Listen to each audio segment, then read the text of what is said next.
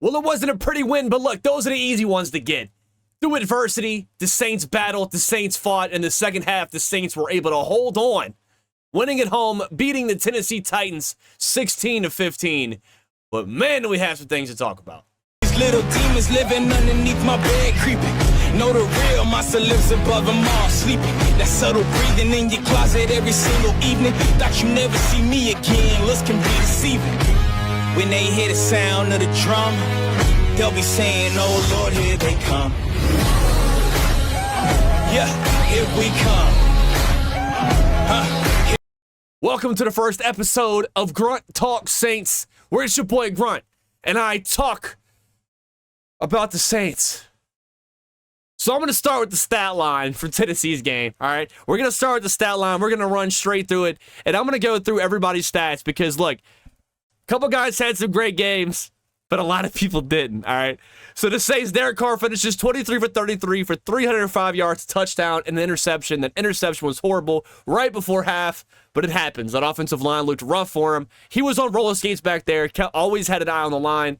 I understand. 305 yards, though, that's huge. Got it together in the second half. Jamal Williams ran 18 times for 45 yards, averaging 2.5 yards a carry. The only person behind him in rushing was Rashid Shaheed, and we had Tony Jones Jr. for a 5-yard rush. Chris Olave leading the receivers with 8 receptions for 112 yards. He didn't do much in the first half, but as soon as Derek Carr got it together, that's who he relied on. Because in the first half, it was this man's show. When it came to the Saints offense in the first and second quarter, it was about MT13 and his return. Loved seeing MT13 back out there, but look, I also love seeing him out there playing Michael Thomas football, the type of Michael Thomas football that isn't afraid to run a short route and embrace contact, to go head on and get ready for a hit, baby, to dive for the football.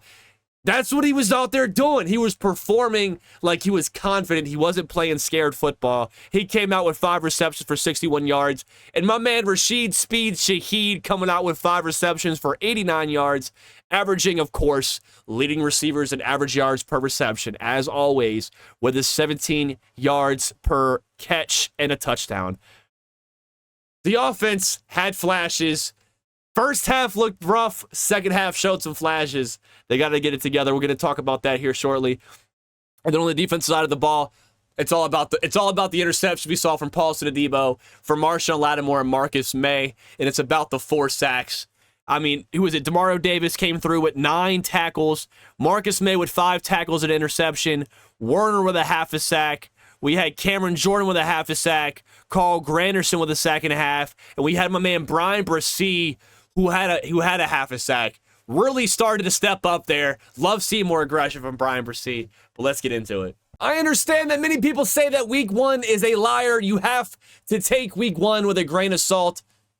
But I don't care. You can't win championship football with the type of offensive line that the Saints put out there this past Sunday. The entire left side collapsed. Trevor Penning was nowhere to be found. Coming into his second year, young kid out of Iowa was a promising young rookie who the Saints traded up to draft. You know what I mean? They traded with the Eagles to get 2 first-round picks to bring in this kid. He gets hurt early last year, misses most of the season, struggles in training camp, but then he struggles in preseason, but then they bring him in here in the regular season and struggled so bad in the first half, they had him get him out of there in the second.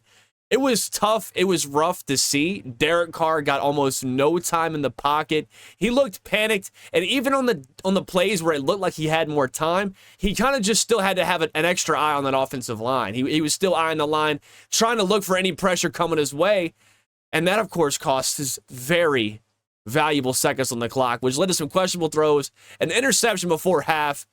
Lots to get into here today, but let's start with the defense. With this defense, I still have the same main concern heading week 2 that I had heading into week 1, and that's going to be stopping the run up the middle and stopping and containing the run to the outside. The secondary, look, I never had a doubt in my mind how good that secondary is. They get tackles in the open field. We saw that toward the end of last year, especially with Tyrann Mathieu, and they're able to get in front of the football, play blanket lockdown coverage, and make some plays, which we saw today, forcing Ryan Tannehill to throw 3 interceptions And on top of that, we get 4 sacks. I got to be honest with you, I don't think we had 4 sacks in the first 4 or 5 games last year. So to have 4 sacks combined did show one huge, grave improvement on defense, especially with that front 7, something we really didn't see last year on top of, the inconsistency against the run, and that was closing the pocket. I said on stream all week heading into this game against the Titans that if the Saints want to have a shot, the offense has to score when it matters. They have to make plays when it matters, of course.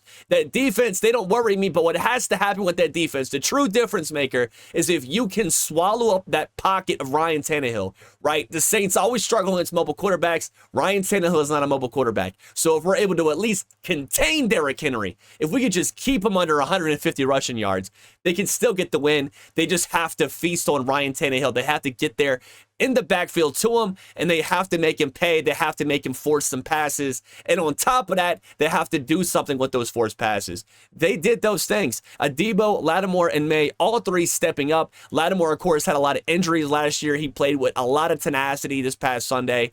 Paulson Adebo was a guy, we all remember him getting burned over the top for just about the game winner with Cordell Patterson not too long ago, right? Paulson Adebo needed this type of game. Marcus May, of course, coming off the DUI situation.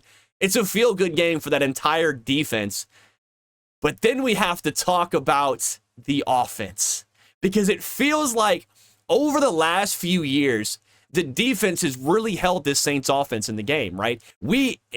Having a defensive-minded head coach with Dennis Allen, I worry we're going to fall even more in that trap. Your defense cannot win a Super Bowl for you. If anybody taught us that, I understand there was injuries, but it was still the San Francisco 49ers. You have to have an offense that can execute, drive down the field, and go shot for shot with the best of the best. And do I think the Saints offense has that potential? Yes. Are they there yet? Absolutely not. I'll start with the play calling with the offense. I was actually mostly impressed by Pete Carmichael in this game. I understand it was pretty vanilla, but we have to understand it's week 1. We're trying to get Derek Carr settled into this offense. So I understand it was vanilla. I have not a lot of complaints when it comes to the play calling side, except for one thing, and that is making Derek Carr pass far more in that first half, especially than he needed to. Derek Carr ended up throwing for 305 yards, which I think is it's a record. I can't think of the last time someone threw that many yards in an opener for the Saints. Even Drew Brees in his first game with the Saints, he didn't do too great either. I think he had like 2 touchdowns. I'm not even sure he had that, honestly. I'm not even sure he had 200 passing yards. I'll have to go back and look at the stats, but I do know that it wasn't super impressive. It was very underwhelming, and it was very comparable to Derek Carr's first performance with the Saints. So I understand that it has to be that type of game plan to get him settled, but I wish we would have seen more of the run game. Alvin Kamara started the first of his 3-game suspension this past Sunday, so I understand the want to get the ball out of the hands of Derek Carr. You want to get him that early chemistry. You want to get some things flowing early in the season between him and these receivers. You got Michael Thomas coming off injuries, and you have Rashid Shaheed coming off an injury. You have Chris Olave coming into his 2nd year, and you have Juwan Johnson who's coming into what has to be a breakout year for him. He is breakout year bound, but it's going to depend a lot on this quarterback play. Juwan Johnson's made a lot of quarterbacks look good in that Saints locker room these last couple seasons on a lot of different plays, and if he can complement Derek Carr anywhere close to that, he'll be in good shape. But you have to run the ball. I understand you want to get things going in the first half, but you have to run the football. They kind of got it together in the second. Jamal Williams finished with 18 rushes for about 45 yards. But look, I'm pretty sure he was averaging about 3 yards a carry in that first half. They were giving them opportunities to run the ball, but the coaching staff instead decided to throw the ball far more than what he needed to. But he got the job done. In fact, I don't know if you saw the NFL Films clip, but it shows Derek Carr on the sideline right before he throws that game-sealing pass to Rashid Shaheed late in the 4th. You see him, he looks at Rashid Shaheed, he says, "Hey, don't be surprised if I throw you a go route." He said, "Hey, look, Sheed, run. Just run." That's what he tells him. And they get up to the line of scrimmage. Derek Carr hikes the ball. He takes maybe 3 steps, and he throws it straight to Rashid Shaheed, who's wide open, burns the defender just like Derek Carr thought he was going to, just like he told him to, and then puts it right in the breadbasket. And then on top of that, Rashid Shaheed stays in bounds for the first down. They end up closing out the game. But look, it's week 1. They went up against a very good Titans defense. They're not a great team because their offense takes them out of games, but there's no doubting how good that defensive line is, for the Tennessee Titans. So pretty good game considering. Lots to clean up, but considering it's week 1, considering look across the rest of the league, you look at that Giants' abysmal offensive line, you look at the situation with the New York Jets and the newly injured Aaron Rodgers, there's a lot of drama going on, and so I feel a lot less frustrated with the Saints' performance now than I did immediately following the game, as I'm sure a lot of us do, after everything's calmed down. But considering it was week 1, I like what we saw out of the Saints. I like what we saw out of Derek Carr, especially towards the end of the game. He made the plays when he needed to. Defense made a lot of improvements. All the good things from last year are better, and they got to the quarterback, and that's really what you want to see from that Saints front seven. You want to see them get to the quarterback. You want to see them create opportunities for this young, quick secondary to make plays, and they did that. And the last thing I'm going to touch on is the phenomenal play of special teams. Blake Grupe showing why he was the right decision to pick at kicker. The Saints traded Will Lutz, the guy who's been on the roster for years now, made a lot of big old kicks. They call him Big Nuts Lutz for a reason, but now they're going to have to find a nickname for him over in Bronco country as he's been traded to Sean Payton and the Denver Broncos, as we all know. But Grupe coming through, nailing, going perfect. Now, every single one of his kicks, and he gets a 52-yarder. Winning by 1 ends up being, the winning game score, right? I mean, we won by 1. He gets a 52-yarder. Without that, we don't win the football game. And that means a lot whenever you look over at the score, whenever it's on the other side. The Broncos lost to the Raiders by 1 point, and Will Lutz missed a PAT and a field goal. So, look, it's great to see what the special teams is doing. Made great decision keeping Blake Grupe on board. And the punt block by Zach Bond. And that's why Zach Bond's on a roster. They say, why is Zach Bond over Jalen Smith? I agree. I say, look, no, Jalen Smith's a hard hitter, but Zach Bond can play special teams. And when it comes to value, that's important to have. He's a good special teams linebacker. He is that. And he proved it, blocking a punt with Steve Gleason in the building.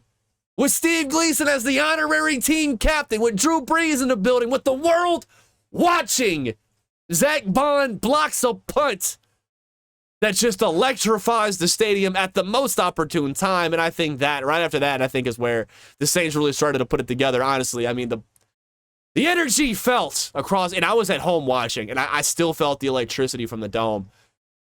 A huge shout out to that special teams. Tremendous play by Zach Bond. Wow. Honestly, special teams impressed me today. But I loved what I saw out of Blake Grupe. I loved what I saw out of Paulson Adebo today. And I loved what I saw out of Marshawn Lattimore. Who do I want to see more from this week? I want to see more from Derek Carr.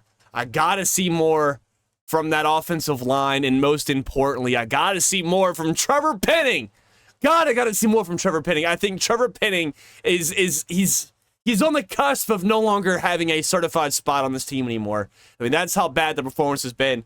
He has to get it together. He's going to be the guy that I'm watching, and he's going to have a lot of eyes on him. It's going to be a long week at practice, and I don't know what his role is going to look like next week against the Panthers, but maybe it's an opportunity. The defensive line is no slouch in Carolina, but they're not as ridiculous as the Tennessee Titans. So maybe he'll get a chance to get some footing underneath them, get some, he's coming from Iowa, right? I mean, he looked rough in that Senior Bowl. He's got to evolve with the game. He's with the big leaguers now. He's got to prove he can swing with the big leaguers. I got to see more from Trevor Penning. But all in all, it feels great to have football back. It feels great to have Saints football back. I still stick to this 10 or 11 win season. I think the Saints are bound to win this division if we don't get in our own way. This defense looks better than ever. They're going to be a bona fide top 3 defense, but can the offense answer the call? That's why that's why the Saints went and got $140 million quarterback Derek Carr, so that way he can make the plays necessary to not just win games, but to put this team in a position to not just get in the playoffs, but to win in the playoffs. $140 million ain't chump change, and we got to see more plays just like we saw towards the end of the stretch from Derek Carr. Looking forward to it. But football's back, baby. But for now, I'm your boy Grunt. Stay safe, be kind to one another, and as always, Who Dates? Yeah, here we come. Let's go. Here we come. Here we come.